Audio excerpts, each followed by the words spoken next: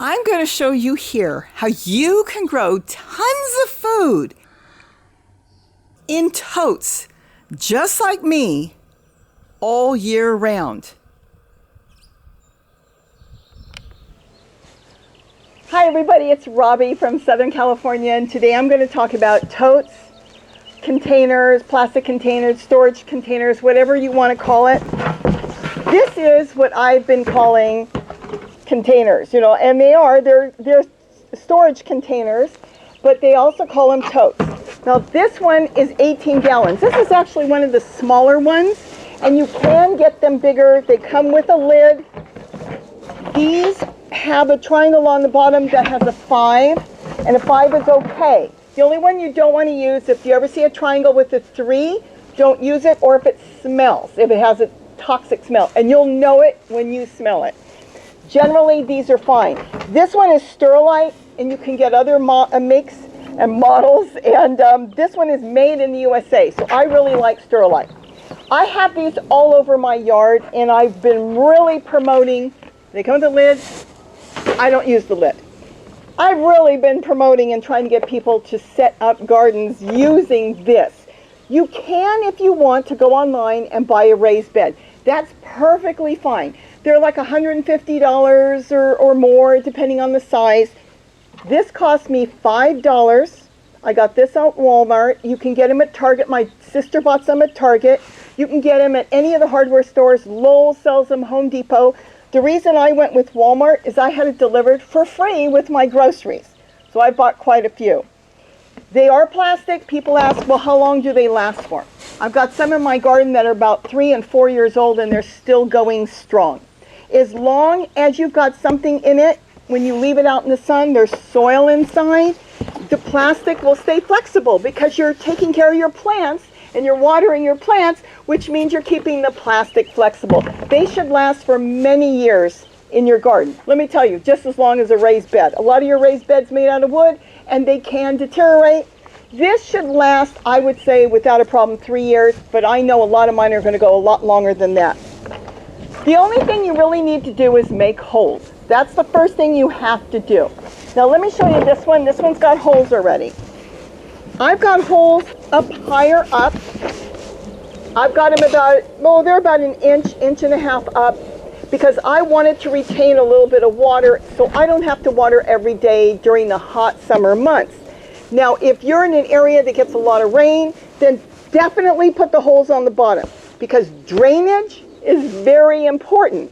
When you don't get a lot of rain, then your soil will have some water and it will wick up. So it won't rot, it will wick up. So that's why soil has to have some sort of dampness to keep your soil alive. Remember, your soil is alive. It is alive. It is full of microbes and everything that are living in there. It's absolutely alive, and you want to keep it alive. If it dries out, it's dead. You got to start over. So I like having my holes up. The other thing too is where you put the holes. Now remember, you may have valuable real estate where you're sitting these containers. If you're sitting a tote on the ground and you have soil on the ground in your garden, you may actually want the water that is going to come out of here to water the plants next to it. So you could control what direction the water's flowing. You may not want to put holes all the way around. You may only want to put them in one spot to maybe water a tomato plant or your favorite bush. So you have to think about it. But today let's talk about setting it up. To set it up on the cheap, and I will tell you, these days I have to be on the cheap. I'm not going out of the house. I am staying home and having them delivered, and I am getting these. And the thing is, I can't myself buy a lot of organic potting soil, and there's a lot of good ones out there. I mean, Dr. Earth is good. There's a lot of them, and I have used Dr. Earth. You buy what you can afford. The first thing you're going to do is you can go around the yard. Anything you've cleaned up around your yard, if you've got a yard, you can start throwing that in. So you can throw in any type of debris that you've had around the yard. You can toss that in. You can toss in big pieces of wood off of trees, like big branches, small branches, any size.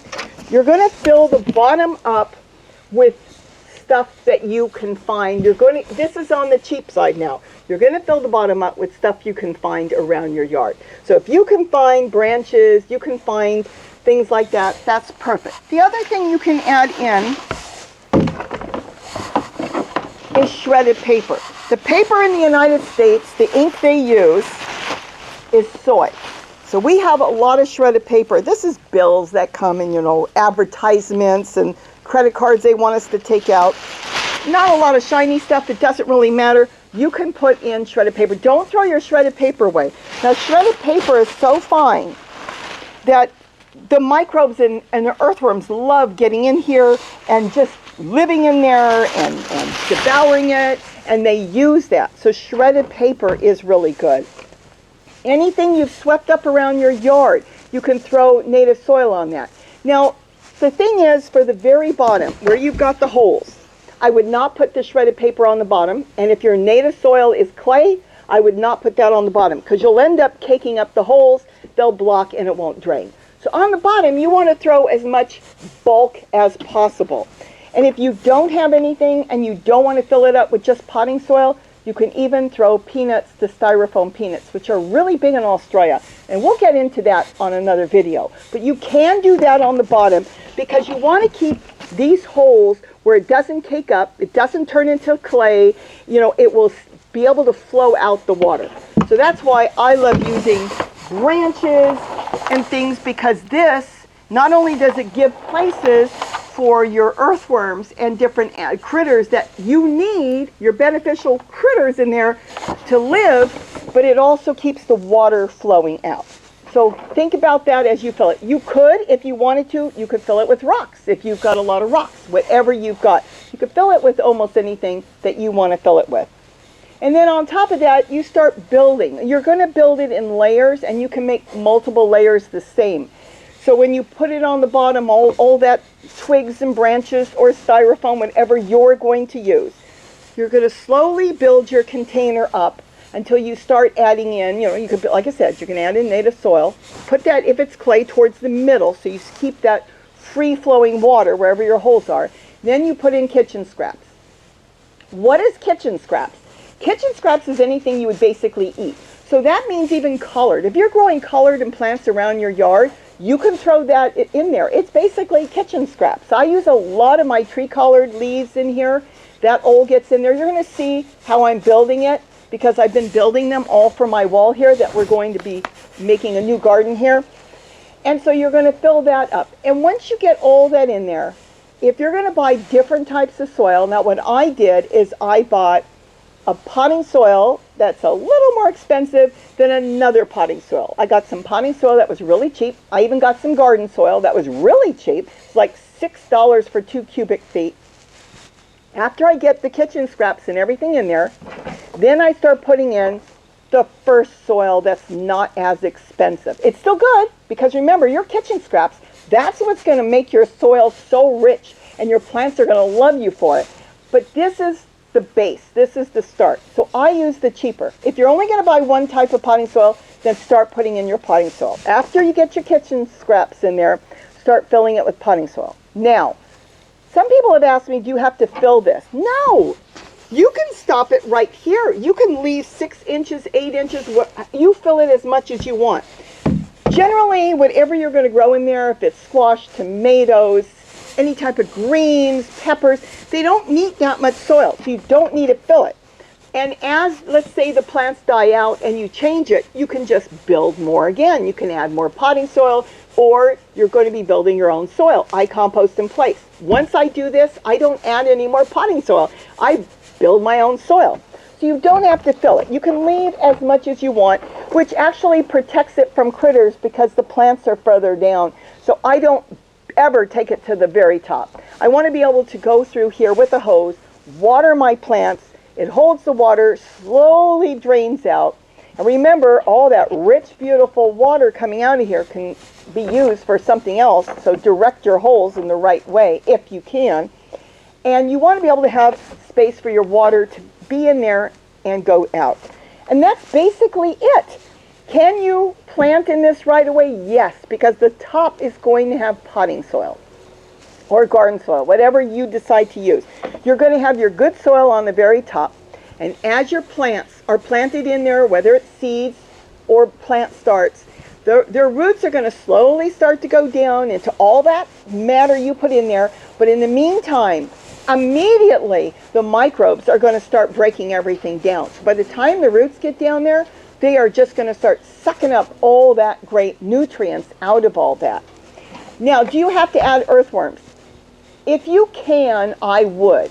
You're going to get microbes no matter what. So it will work no matter what. But if you can get some earthworms, all you have to do is walk around your yard, and you can put a pot down anywhere. And when you put a pot down, as long as it's wet, so make sure the pot's got holes, you're going to have earthworms underneath. And you only have to collect a few. A few earthworms will start to multiply. Let me tell you, I've thrown a few earthworms in there, and then I go dig my shovel, and it's full of earthworms. So you only have to put a few in there. If you don't want to, don't do it, because the other thing is, if you're doing this outside, and I'm sure you are, and if it's on soil of any type, the earthworms will find it on their own. They will go through the side holes because it will be damp and they'll slither in there, or earthworms climb, and they will climb in. To me, you can't beat $5. This is the best, my opinion, the best raised bed you can get. You have so much control over this. You can control a lot of different things. You can control where you put it. You don't like where you put it? You can move it. That's what I love about it. And I have been moving totes all over. You can control insects. When you start fresh and you put in your potting soil, you're not going to have roly-polies unless you put them in there. Your little roly-polies that eat your newly seedlings coming up, your new seeds, they love the fresh leaves, the new little leaves. If you don't have roly-polies in there, you're not going to have that issue. If you have a snail problem, you could tool it until the plants are big enough. You can do a lot of different things with this. You have so much control. As far as size, you want to get the bigger ones. They've got massive ones, and I have some big ones too. That would be fine too. Get bigger ones. And then you can set up, them any way you want. You can have a squash growing in there. You can have a tomato growing in there. You can have peppers growing in there. In something this size, I have grown 2 squash at the same time. I've grown peppers and tomatoes in here. I have 2 tomato plants. But underneath, you could still put peas. You can still put beans that come up because that is beneficial for your soil, beans and peas. You can put lettuce under there. You can put small greens, walking onions, any type of small green onions, garlic, chives. There are so many things you can still plant among the other plants. So you can make this whole thing work beautifully for you. I would say it's up to you to try it. If you're new at gardening, I think you're going to love it. And if you don't want to be sitting down, let's say you want to stand, you can stand and garden. And if you can't stand, you've just made a raised bed on a chair, and now I've got a lot of these on a chair. This will work beautiful. You could direct the water out this way. You can catch the water. You can feed it back to your plants or other plants in your yard. I don't even know what else I can say about it, but you can have a cheap chair and your raised bed, and you are good to go, and you will not believe how much food you can grow in this. Just remember, good drainage is what you need. And then once I buy potting soil, I never have to add any more potting soil again because I dig holes. I continue to put kitchen scraps in here, not right on top of my plants, but next to them. Or you can put a container on the top, something like this size. You can sit that in with your plants, and you can compost in place in a container. I have all different videos on that, but today I wanted to talk about a raised bed. And this is the quickest, fastest, cheapest raised bed you can do. And you may have some around your house, so it would be free. I actually have found them in the trash before because people lost the lids and they wanted the lid and they've thrown it away. Or it's even had a crack. You know what? As long as it lasts, once the crack splits, then I'll throw it out. But I've had cracked ones go for years and years. So I hope I've given you some ideas. Ask questions and I will try to get to all that I can. I love my totes. I think 18 gallons is perfect, but you can get any size you want. And that's basically it. And I think you're going to like it too. And like I said, you have control and you can move it when you want. Have a great day, and don't forget to eat what you grow. Bye-bye.